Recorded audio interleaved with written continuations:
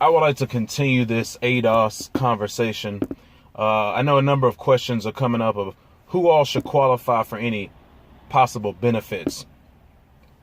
It's just my personal belief that essentially anyone who would be considered to be one half or more ADOS should qualify for any type of benefits. Now, there's a number of ways that you could get there.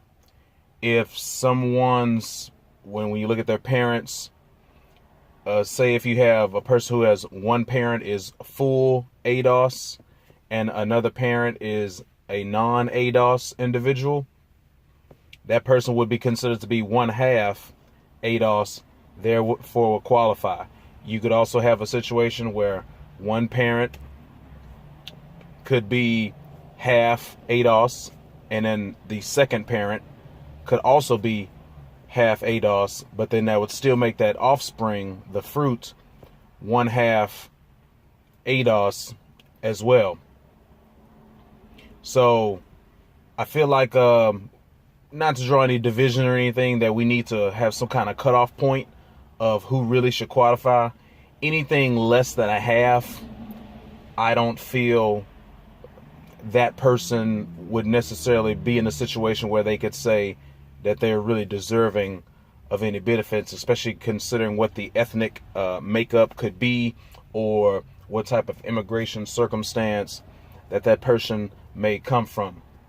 Now, another thing I think it is also important of mentioning, even though this would only be a small percentage of individuals, there are those that are individuals who would be one half or more descendants of ADOS. But if you were to look into their family background, you would be able to find that their ancestors also owned slaves, had ADOS individuals who they also enslaved, I should say, is a much better term. I apologize for that.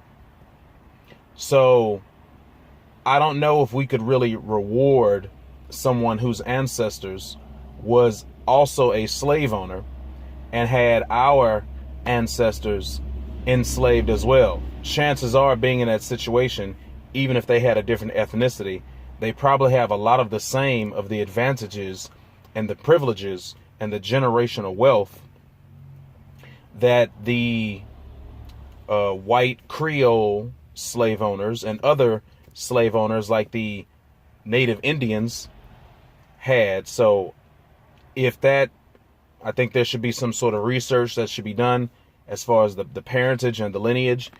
If a person is found to have that in their background, I don't think that they should qualify.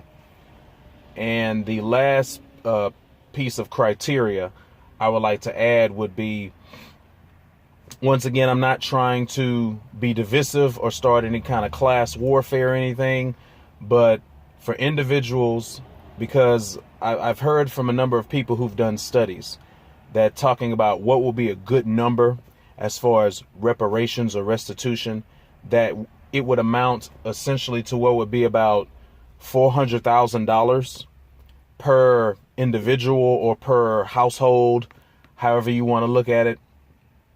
So I would say any individual or any household where the net worth, not including any depreciating assets, if you have any individuals or any households who already currently have a net wealth, not including depreciated assets, of $400,000 or more, which technically in the Afro community here in the United States would be considered to be the elite, specifically for the United States, the elite Afro-Americans of the United States.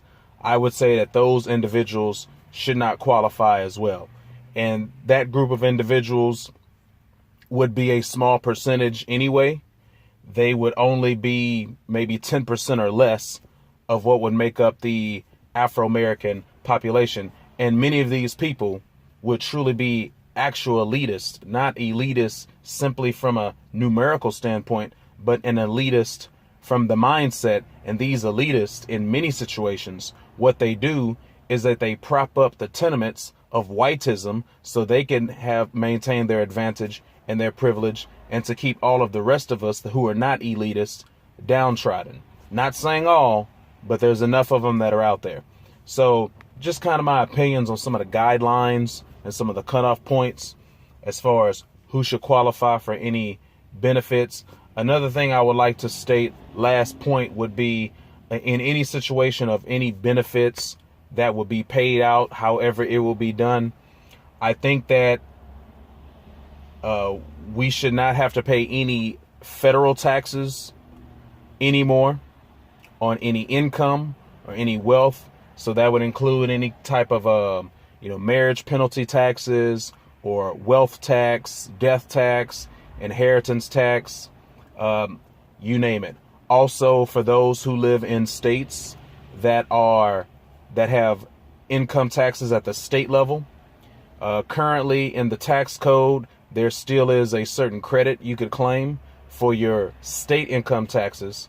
For the ADOS individuals who live in those states, I would say that they should get a credit that would cover all of their state income taxes. So therefore, you wouldn't be paying any federal taxes, but then you would also not be paying any state income taxes.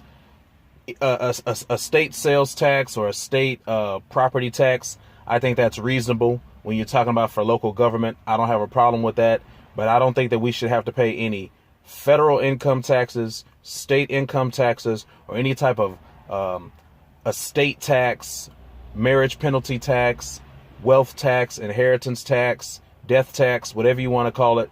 Those particular types of taxes, I don't think that we should have to pay. So just want to add that to the ADOS reparations conversation. And I just can't stress this enough that the number one priority is we need to secure that bag. You owe us, America.